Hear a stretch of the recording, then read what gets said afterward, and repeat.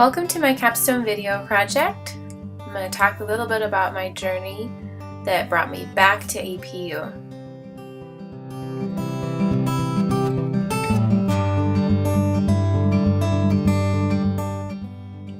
I graduated from APU with my bachelor's degree about 10 years ago, and then right afterward I continued for my teaching credential in multiple subject. And then after teaching kindergarten, I felt God calling me back to teach special education, so I received that credential as well. I was blessed to start working right away after that, and I loved my job. I loved teaching middle school and I loved teaching special ed. But eventually, God definitely started to call me to come back to school for my master's, and honestly, I felt like I was already really busy. At first, I just disregarded it. I really thought my teaching was going well, that I was learning each year and progressing each year, and that my students were as well. And then I really just had to start praying about it, and the thought of going back to school was not fun. I knew that God would provide what I needed and that my family would support me, and there's my daughter. And so again, I prayed about it, and eventually I applied to come back to APU and get my master's degree.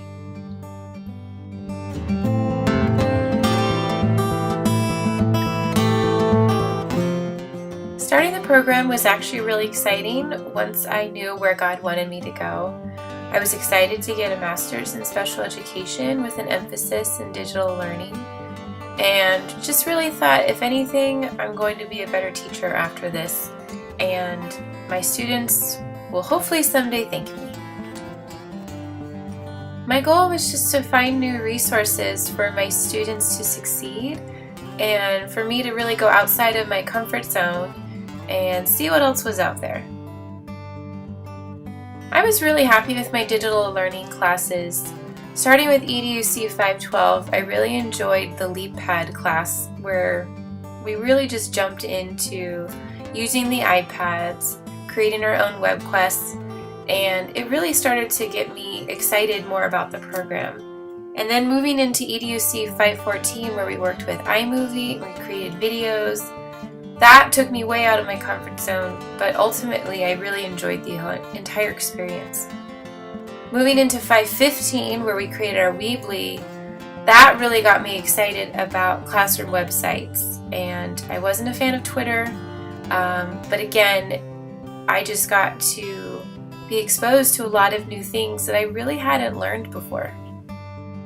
Zooming through this program brought me at the very end. My last two classes were EDUC 522 and 526, and honestly, 522 was overwhelming but also eye-opening. I really took the most probably from those two classes, and have actually started using a lot of those innovative websites and ideas, QR codes, in my classroom this year.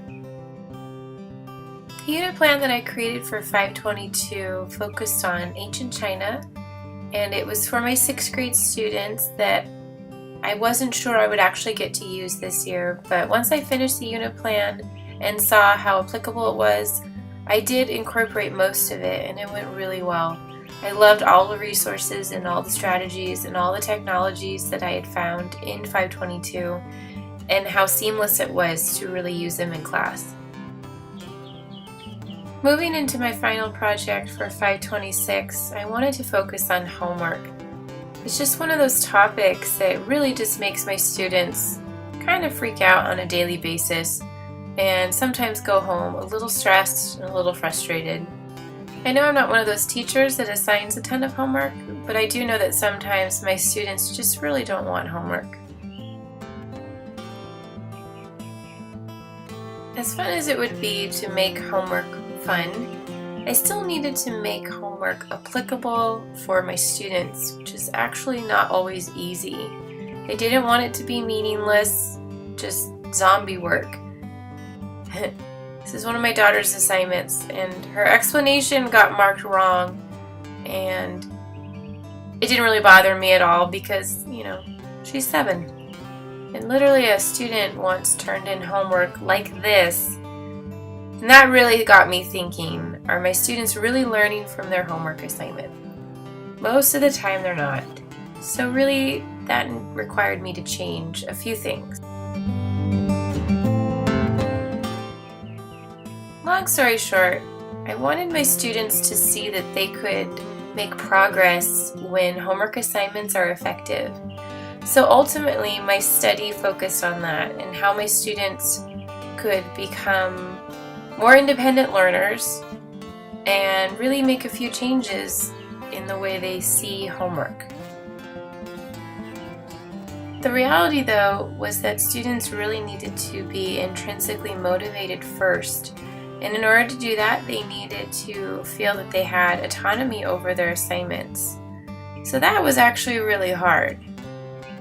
Students also needed opportunities to succeed and to grow in order to gain mastery, as well as find purpose in what they were doing so that they can see the big picture.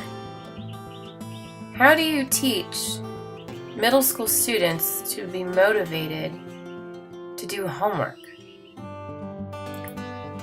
Well, this was not an easy process.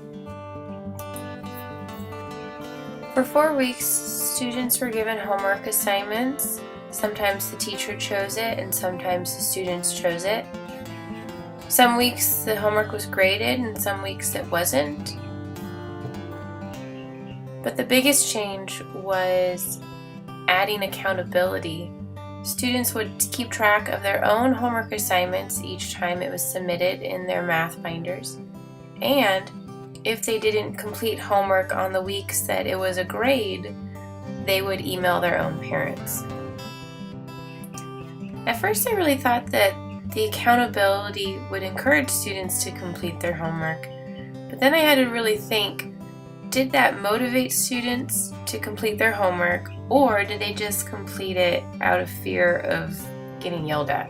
In 4 short weeks, I learned a few things that really opened my eyes to this whole process. I first learned that it's really easy to stay stuck in what's comfortable. I did continue to use Class Dojo since I've been using that all year, but then I realized again that was using extrinsic motivation instead of intrinsic motivation for my students. That really frustrated me because honestly, I really just wanted to start over. I realized that I really just needed to focus on changing my own mindset first. Looking ahead at homework assignments, I really want to focus on giving assignments that will really help my students and not just give them busy work. I also really like the process of students choosing their homework assignments, but that's definitely something that I'll need to continue to help them with. I think the real danger comes when students complete homework out of fear and really when it's not useful. I plan on continuing to look at ways to make my assignments helpful for students and also give them a chance to really learn more about themselves and how they learn. To say that this is all a work in progress is definitely an understatement. So to bring this to an end, here are some quick tips on how to survive teaching middle school.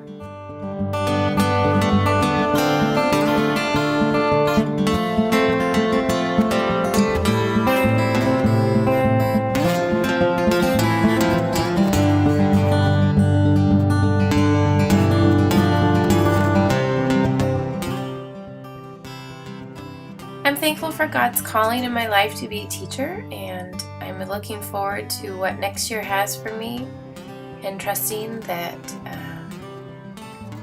it'll be good.